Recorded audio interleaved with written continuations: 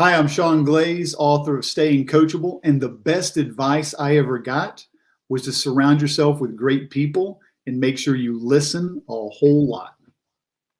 Ooh, surround yourself with great people and listen a whole lot. Who gave you that advice, Sean? How old were you? I was probably, oh goodness, this was the very first year that I started coaching, Phil. And I got into basketball having never played basketball. But the coach that I ended up coaching with had known me in high school. I'd gone to school and probably didn't do what I should have the first year, so my GPA wasn't where it was supposed to be. And the guy that was going to be an attorney ended up falling into an English coach or English teaching position. And during pre-planning, the guy that was head coach, I was actually at the school I graduated from. The guy was head coach when I was a student, hunted me down a couple of days into pre-planning. Hey, Sean, would you be willing to coach basketball? Man, Coach Morgan, I know nothing about basketball. He's like, that's all right. I can teach you the X's and O's. I know who you are, know what type of job you'll do. Would you be interested? Well, at that point, my soon-to-be fiance and later wife was still in nursing school at Georgia Southern. So I didn't have anything else to do. Sure, I'll fill my winter evenings and afternoons and weekends with coaching basketball, and I'll learn along the way.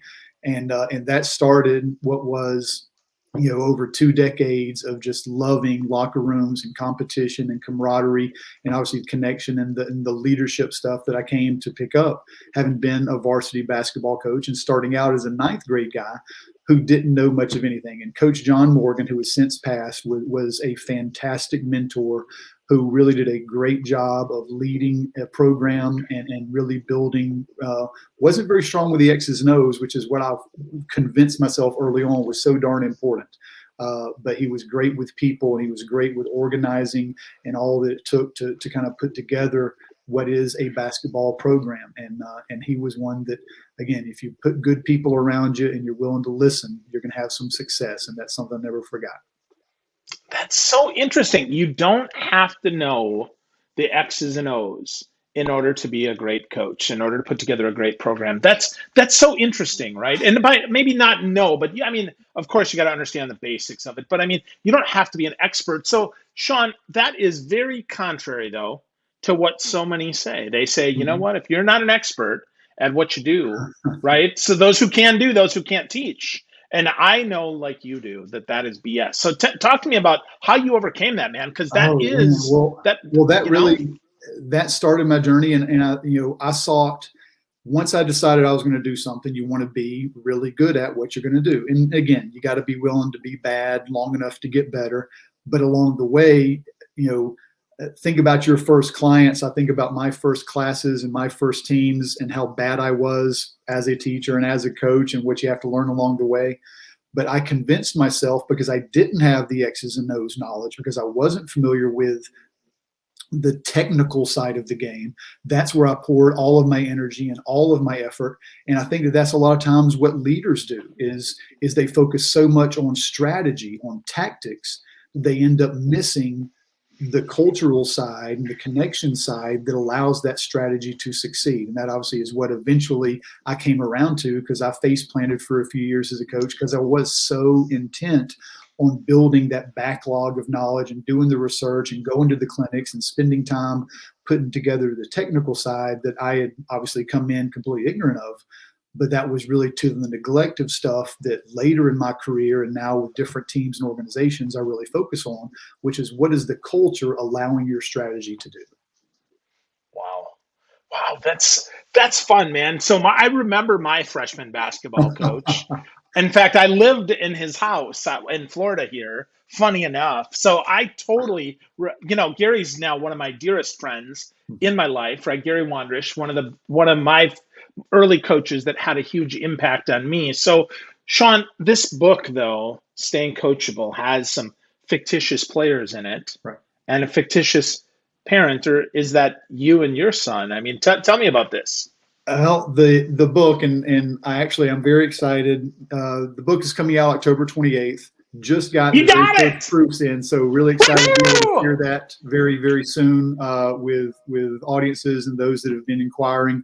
Have the pre-sale going on now leading up to the 28th. But the book itself is one that, as you might imagine, Phil, having been a coach, having been a parent, having been a leader in whatever industry,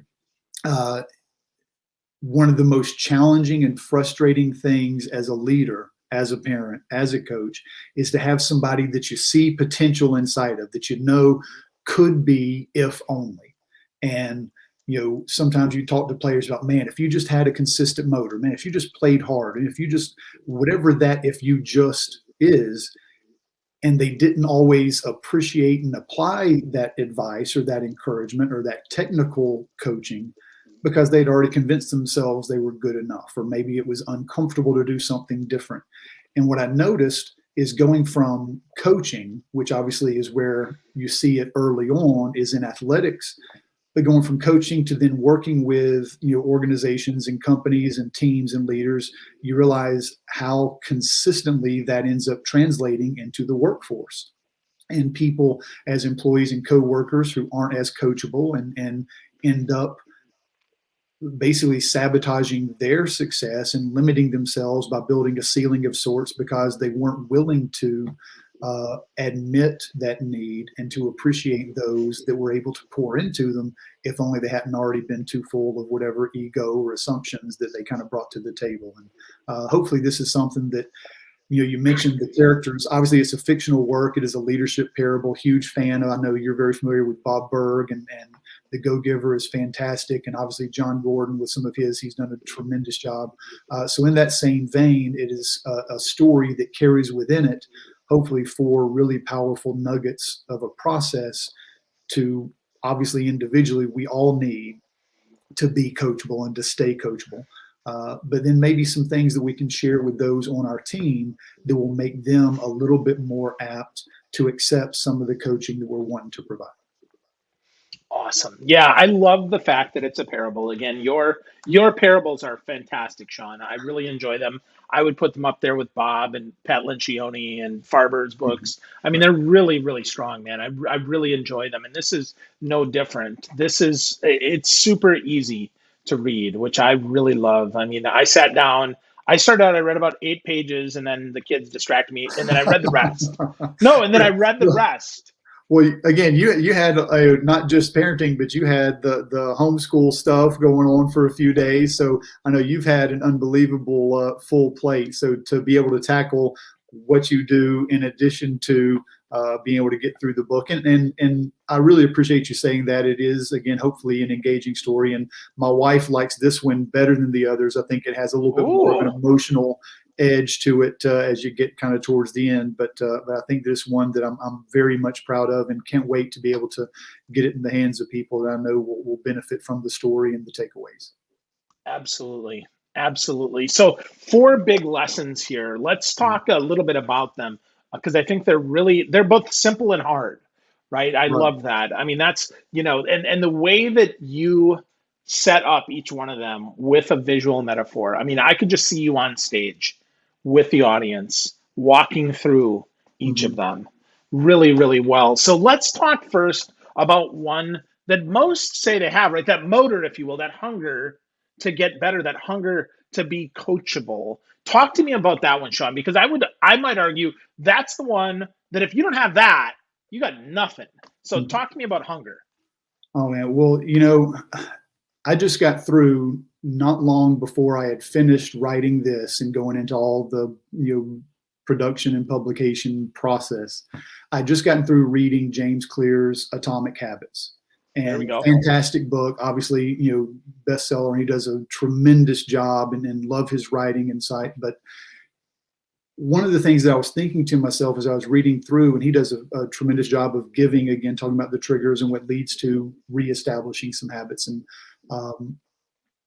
one of the things I was thinking, though, is you only get to changing habits if there's been something as a catalyst before that leads to the desire and the need and the commitment to then make those habits stick and to because we all have habits that we know may be bad for us that we don't always change because there's not that specific desire, there's not that specific hunger or that clarity about what is the why and what is that reason, what is it I specifically want to accomplish. And so the story is about climbing, and I know that you're familiar with it as those that may be eventual readers.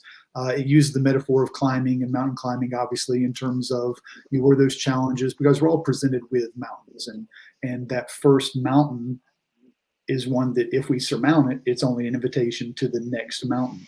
But in order to climb it, you have to choose what is that summit that I want to seek and what is the specific one I want to climb. And I think oftentimes the reason people don't succeed in whatever area is they're not specific enough about the mountain that they want to identify, that they're going to be passionate about focusing on with some type of commitment. And that's something I think, even going back to my teaching, Phil, one of the things you notice, not just with coaching and not just with leadership and business, but even in the classroom, I think one of the most important conversations I had with students that now I encourage leaders to have in one-on-one conversations with their people in terms of building culture is, what is your why? What is that reason that you want to come in and be? How can I help you do it? What is that thing that you see yourself letting this accomplish to you eventually becoming, or what is that 5 or 10 year goal that you might have for yourself? Where do you see it? How can I help you to get there? And a lot of times students would come in, whether it's as freshmen or as juniors or seniors in the high school classroom, and they would show up because it was routine and they would kind of go through the motions, but they didn't really have an idea of why they were there and what that diploma would be a ticket to 5 or 10 years down the line.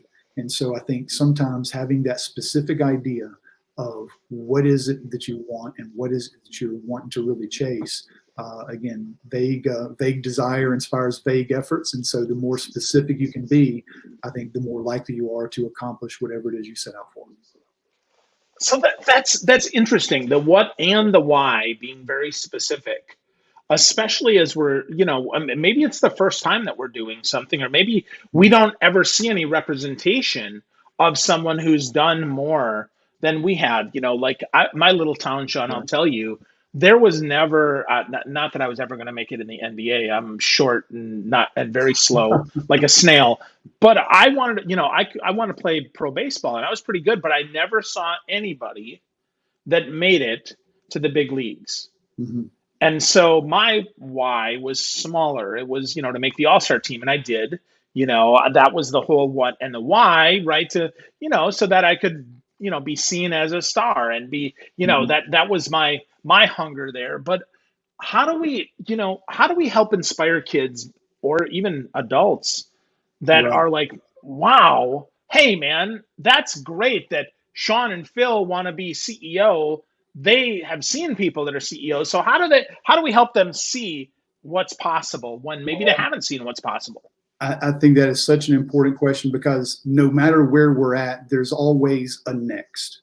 And I think that, I may not see mountains that other people are already in the midst of climbing, because that's not where I'm at on my journey. But I've got this mountain in front of me that I've chosen that can be my next. And that gives me a chance to see the next one that I might want to try and ascend. And I think that sometimes, as you said, the difficult thing in youth is sometimes you don't have those examples of success that give you the idea that something might be possible beyond what might be in your circle of influence or your surrounding or that family atmosphere that you've grown up with. But as we get a little bit older and as we're exposed to a little bit more in terms of opportunities and possibilities, certainly that idea of what's next for me, and regardless of industry, where your people are when you're having those one-on-one conversations, I think that establishing that hunger, hopefully they're bought into and they're engaged because they understand what they're doing is contributing to something that is going to affect somebody down the line.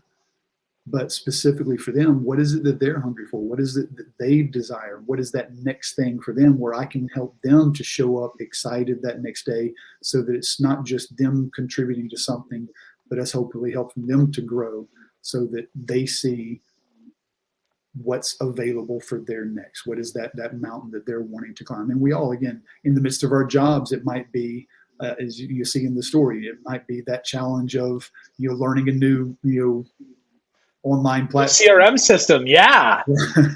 Which was like, hey, I'm doing that right now, man. Right on. Certainly not alone.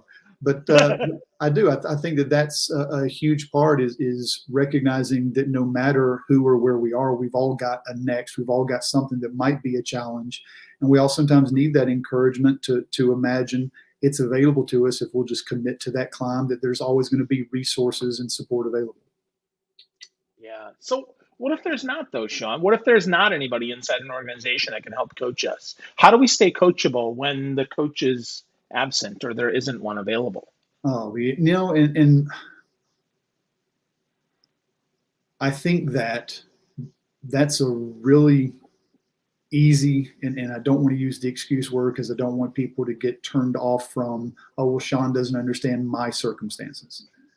But I also passionately believe, Phil, that if you decide that something is important and that's going to be the thing that I chase, we're going to eventually, if we start moving in that direction, we're going to bump into people and eventually see further down that path people that can become mentors if we make those connections. And whether it was going from a basketball coach to become an author and a speaker and making some of those connections and meeting people like yourself who have been a little bit further, a little bit faster, and made a few more connections and had a little bit more impact that you want to have the opportunity to share. I think that you can always find, especially today with all the digital opportunities to connect with, you can reach out and make those connections and make those introductions and find so much information. And I think I'll make the point later in the story, that it's not when the student is ready that the teacher will appear. I think oftentimes when the student is ready, they just realize the teacher has been there. They just hadn't noticed it. Yeah, I agree. I think what you said there is super important, right? Start moving in the direction you seek. If you think that nobody's next to you, right, then get moving. And that gets back to your first point, right? Surround yourself with the right people. I would say, even if you don't know why you need them around you, because people know, man, now in today's world, we're 1.8 people away from anybody we wanted to meet. Anybody. It's no longer the 6 degrees of Kevin Bacon, sir. right? No. It's the 1.8 degrees of any president now because of social media's slimness down, right? So if you think about it, right? So regardless of how you vote, the last two presidents couldn't be more opposite politically. Mm-hmm. And yet, I am not first degree connected to either one of them, but I know people that have met Trump and have met Biden. Well, that's one person from the president of the United States. Here in the United States, it's so interesting, right? That starting moving is so important, right? My friend Raj Sethi says, it's the law of action, bud. Move forward imperfectly so that you bump into the right people. And you say that in your book so well and show us that so well, because who knew some little old lady was going to be the Yoda that we needed, right? The Sherpa that we needed.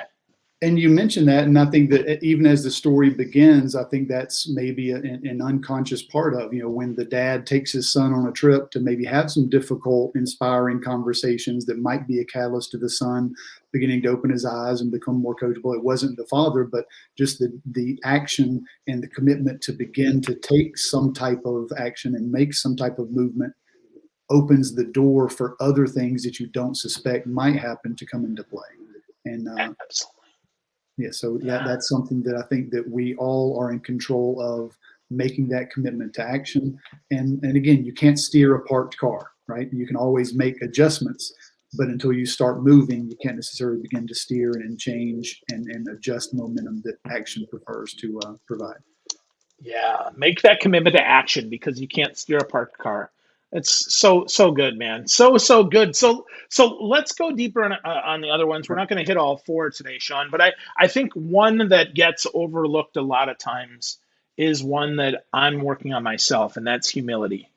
A lot of times we're not as humble as we maybe need to be in order to do things. So talk to me about humility, Sean. Well, I'm the most humble person I know, Phil. Oh, that's right. Yes, you are. Good point. Yeah, I missed that. I read that in the book, actually. My wife would tell you that I've never had a problem with humility. And then she would wink, and then she would gag, and then she would tell you what a complete idiot I was for way too many years in way too many areas of my life, because I was probably one of the most ridiculously ignorant, arrogant people sometimes in terms of the assumptions that I would make. And I think that that's something that we all work on. Even those of us who truly are humble, I think sometimes recognize that it is a continual struggle. It's something that will always be challenged by.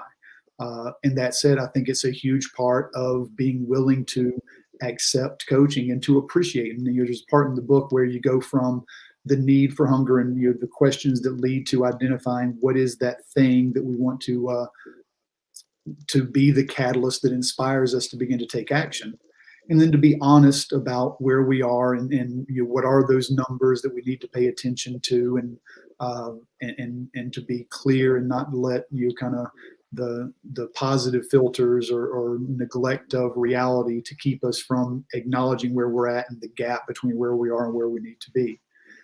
But once you realize there's that gap, it's sometimes even still difficult to acknowledge because of that lack of humility. And you mentioned the specific things that are part of the story that are the physical reminders of each part of that kind of 4-step process. And for humility, it's the full cup. And again, it's certainly not original, but the idea of you can't pour into a full cup. And if your cup's full of ego and assumptions, then no coach is going to be able to make you better if your cup's already full of stuff that isn't going to be nearly as valuable as what somebody else might be able to offer. And I think that, looking back, I think we're all, if we're honest with ourselves, when you look back over some of the decisions and some of the interactions that you've had, it makes you cringe a little bit to think about the fact that, man, my cup was way too full of ego and assumptions, and I should have been so much more humble and so much more willing to listen and so much more sincerely curious and so much more appreciative of what people were willing to share, instead of thinking, no, I got this, I'm good enough. And I think that's something that hopefully resonates with readers and with leaders and with athletes and with workers, regardless of industry, because certainly it affects team performance and connections and relationships, and ultimately, the results that they're going to enjoy. Yeah, absolutely, man. The fact that it's a continuous struggle is a wonderful and worrisome thing, right? It's wonderful because I can always get better. The worrisome thing is, man, it's never done. Mm-hmm. I mean, humility is an ongoing process of humbling ourselves. And I think that diner mug is such a strong representation. In fact, I would challenge you to think about putting your book cover on a mug and including that as part of what you send out, because that is the one we all struggle with. At least it's the one I struggle with. Maybe not you, man, but I struggle with that the most because I think my cup is full of good stuff and it's really filled with bacon grease. All the stuff that was good before it hardened and crystallized and changed my heart. Look at you with the powerful metaphor. So, well, hey, I read your book, man. What can I say, right? I'm just trying to show off here. I got one metaphor in me for those listening, right? You all know, yeah. But no, in all honesty, though, I really think that is the strongest and the biggest reminder for all of us is that we need to stay, we need to stay coachable, not just because it's the part of your book, but humbly stay coachable, humbly accept that even yesterday's coach still has something to teach us tomorrow. And I really appreciate you sharing that. And I'm already beginning to think about possibilities to kind of use maybe the mug even more in terms of helping to demonstrate what is, I think, one of the more powerful parts of that process. And one of the things I think that humility allows us to do, and hopefully me to do more consistently, is to appreciate instead of being annoyed by. And I think that sometimes we catch ourselves being annoyed by instead of appreciative of, and whether that is in a conversation where somebody is maybe even willing and intentionally trying to share, oh, I don't need to hear, but sometimes you'll miss that one little nugget that completely changes the trajectory of what you might have thought. And so, that idea of being appreciative, and I think one of the questions there is, if everything you had taken for granted was taken away, what would you be left with, whether it's relationship or in terms of, those physical things, but the idea of being grateful and greedy for those conversations makes such a huge difference, and not just deepening conversations, but giving you so much more of a full cup of that good stuff that maybe hadn't crystallized from age. Yeah, well, and that gets back to your hunger point, right? If we're hungry to learn more, if we're hungry to be more appreciative, hungry for more progress, we're going to have a lot better shot here at being successful. So as we do that, we could step through all the points, Sean, but your last point is probably the one that I think many can benefit from the most, and that's these daily habits, the daily coachable habits. So talk to us about some of the habits we need if we want to get started staying coachable. How do we do that? Give us just a couple of those, man, that we can do today. Well, I think one of the habits, and I've just finished putting together what will be the application guide for the book to help people not just to have read it, but how can we apply it and really make it meaningful and relevant so I do make changes and I do maintain a little bit of mindfulness as we move forward. So it's not just I've finished the book, but I've benefited from the book and the story and the takeaways. And specifically, I think that the first habit is just being intentional about staying aware and keeping those 4 parts of, what is that hunger and what is that specific thing that I'm actually waking up excited for, and what is my honest numbers in my current situation, and where is that gap? And then obviously the third, being humble and continuing to seek out and build deeper relationships with those people as mentors that can help us to be better and to appreciate that advice and to be grateful for that gift of feedback instead of being annoyed by the feedback that sometimes we're not as willing to accept, but would have given us the opportunity to grow. But the idea of habits is once you get to that 4th part of the process, I think you have more of a clear idea of where you need to focus and what I do need to do a little bit differently, and what are some of the things that have been distractions that I need to be intentional about replacing that with something that's going to be a little bit more beneficial to get to the top of this particular mountain that I've chosen. And I think that one of the most powerful parts of maintaining habits is that last part of the story, and how am I going to continue to make sure that I show progress and that I acknowledge progress. And you see this not just in individual circumstances and impact, but in the great resignation that we have with COVID. I think so much of that is because people maybe haven't felt as appreciated for their efforts. And what am I doing to acknowledge for myself that I'm making progress? Because once you identify a purpose, identifying progress is the most motivating thing I think that you can do. And if you can have some sense of progress, whether it's checking something off of a calendar or maintaining numbers and making sure that you keep up with that measurement that's going to be relevant to what you're wanting to accomplish, I think that identifying what are those distractors and what are those things that I really need to do differently, and then adding consistently are the things that really make a difference. It's the action that obviously ultimately makes a difference in the results we get.